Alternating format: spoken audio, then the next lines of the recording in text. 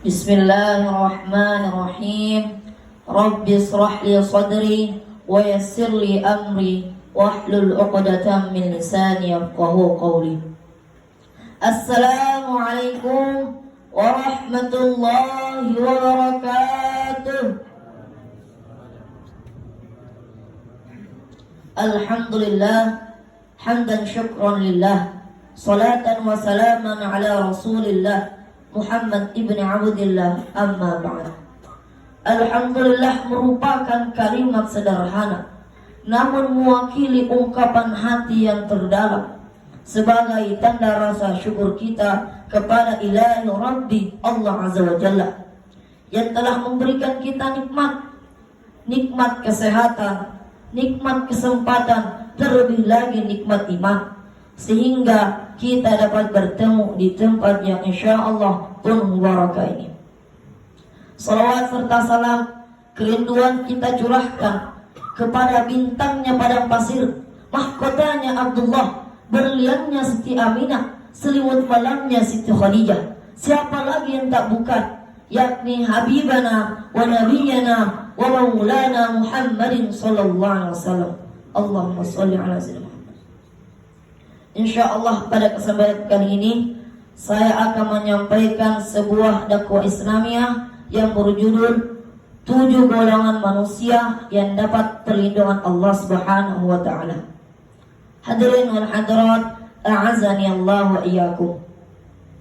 Salah satu rukun iman yang keenam ialah meyakini, mempercayai dengan sepenuh hati bahwa ada hari kiamat itu, ada hari akhir itu, di mana saat itu alam hancur, akan hancur sehancurnya. Bumi gempa, gunung akan hancur, angin bertiup kencang, semua akan hancur. Nanti di akhirat kelak semua orang akan sibuk dengan persoalannya masing-masing. Boleh jadi saudara tidak sempat mengingat saudaranya, bahkan anak tidak lagi mengingat orang tuanya, suami tidak lagi membantu istrinya. Semua orang sibuk dengan persoalan masing-masing. Tapi ada 7 golongan manusia yang tenang-tenang saja. Dikala itu, menurut sebuah hadis Rasulullah sallallahu alaihi wasallam, dikala semua orang panik, dikala semua orang bingung, dikala semua orang sibuk dengan persoalannya masing-masing karena menghadapi dipertanggungjawabkan nanti di akhirat, maka semua orang akan sibuk dengan persoalannya masing-masing. Rasulullah sallallahu alaihi wasallam bersabda dalam kitab Riyadhus Shalihin karangan Imam Nawawi pada bab 54, sab'atun yudhilluhum fi dhillihi yawma la dhilla illa dhilluh. 7 golongan manusia yang akan mendapatkan perlindungan langsung dari Allah, yang mana pada hari itu tidak ada lagi perlindungan selain perlindungan Allah. Siapakah mereka? Mudah-mudahan kita termasuk salah satu di dalamnya. Amin. Hadirin wal hadirat, a'azzani Allah wa iyyakum. Yang pertama, orang yang akan mendapatkan perlindungan langsung dari Allah adalah imamun adilun, pemimpin yang adil. Pemimpin yang menaungi orang banyak, maka wajar di akhirat nanti ia akan dinaungi oleh Allah Subhanahu wa taala. Di masa dewasa ini kita banyak merasakan penguasa tapi sedikit pemimpin. Kita banyak politisi tapi sedikit negarawan. Kita banyak karyawan seni tapi sedikit sekali seniman. Nah, siapa sih pemimpin itu? Setiap kita adalah pemimpin, dan setiap pemimpin akan diminta pertanggungjawaban atas apa yang dipimpinnya. Pemimpin yang adil bagi yang memimpin dirinya, keluarganya, kampungnya, terlebih lagi negerinya, maka ia akan mendapatkan perlindungan langsung dari Allah kalau ia berlaku adil. Orang Belanda bilang, memimpin adalah jalan untuk menderita. Nabi mengatakan, Sayyidul Qawmi khadimuhum. Pemimpin satu rakyat adalah pelayan bagi rakyat itu. Ini idealismenya. Tapi realitasnya terbalik. Pemimpin adalah mereka yang selalu dilayani oleh rakyat, difasilitasi oleh rakyat, hidupnya selalu dijamin oleh rakyat. Oleh karena itu, mudah-mudahan di negeri kita banyak pemimpin-pemimpin yang adil, yang takut kepada Allah dan sayang kepada kita sebagai rakyat. Yang kedua, orang yang akan mendapatkan perlindungan dari Allah adalah wasyabun nasya'ah bi'ibadatillah, anak muda yang tekun beribadah. Kenapa tidak dikatakan orang tua? Kalau ada orang tua yang rajin ibadah, yang tekun beribadah, memang seharusnya. Kalau ada kakek-kakek atau nenek-nenek yang rajin ibadah, tidak ada istimewanya lagi. Tapi kalau ada anak muda yang rajin ibadah, darahnya masih mengalir dengan panas, di dalam benaknya masih ada keinginan sejuta berseni, maka anak muda yang seperti ini rajin sholat berjamaah, rajin membaca Al-Quran, rajin puasa, maka anak muda seperti itulah yang dicintai Allah, nanti di akhirat akan mendapatkan perlindungan langsung dari Allah. Yang ketiga, warajulun qalbahu mu'alliqun fil masajid, seseorang yang hatinya selalu terpaut pada masjid. Ia berpikir bagaimana ia memakmurkan masjid, karena masjid adalah pusat kegiatan umat. Dari masjidlah baginda Rasulullah SAW mengajar umat. Dari masjidlah beliau bermusyawarah. Dari masjidlah beliau mengatur strategi bangsa dan negaranya.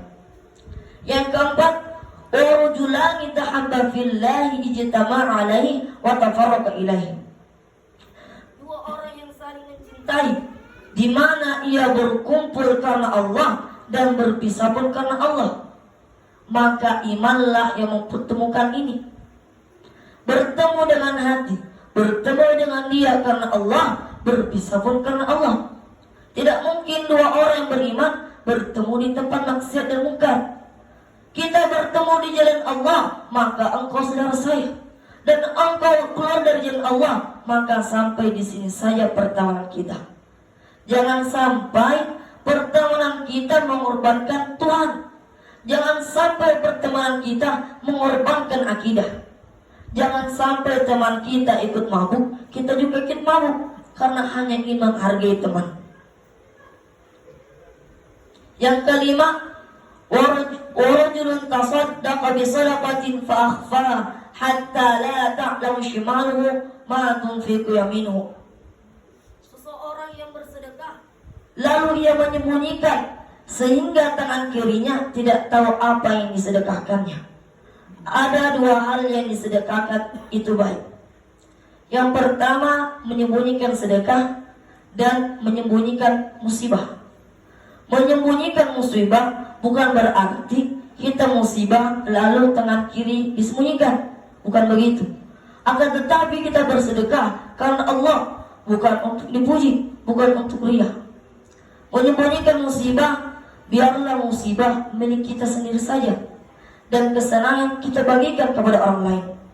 Akan tetapi kita terbalik, ketika kita punya musibah, langsung satu kampung yang tahu. Ketika kita punya harta lebih, kesenangannya lebih, kita menyembunyikannya, bahkan tidak membagi-baginya. Yang keenam, warajulun dzakarallahu khalian fafadat 'ainah, seseorang yang hatinya, seseorang yang selalu berzikir kepada Allah dalam keadaan sepi, lalu ia meneteskan air matanya. Maknanya adalah seseorang yang hatinya selalu berzikir dan mengingat Allah, ia selalu menyendiri dan berzikir kepada Allah, ia dapat merasakan, merenungkan keagungan dan kebenarannya, sehingga air matanya berlinang karena rindu kepada Allah. Yang ketujuh atau yang terakhir, orang yang akan mendapatkan perlindungan langsung dari Allah adalah warajulun da'atu imra'atun dzatu mansibin wa jamalin faqala inni akhafullah. Seseorang lelaki yang diajak berzina oleh seorang perempuan yang cantik jelita, lalu ia mengatakan inni akhafullah, saya benar-benar takut kepada Allah. Sebagaimana kisah Zulaikha dengan Nabi Yusuf. Ketika Nabi Yusuf diajak, tapi Nabi Yusuf berkeinginan. Tapi Nabi Yusuf mengingat Allah. Nabi Yusuf takut kepada Allah. Maka anak muda yang bermoral seperti ini, yang dicintai Allah, dan di akhirat nanti akan mendapatkan perlindungan langsung dari Allah Subhanahu wa ta'ala. Hadirin wal hadirat, a'azani Allah wa iyyakum. Demikianlah yang dapat saya sampaikan. Jika ada kekurangan mohon dimaafkan, karena hanyalah Allah pemilik kesempurnaan. Semoga terdapat keberkahan agar kita terapkan di dalam kehidupan. Cukup dan terasi cukup sekian, terima kasih.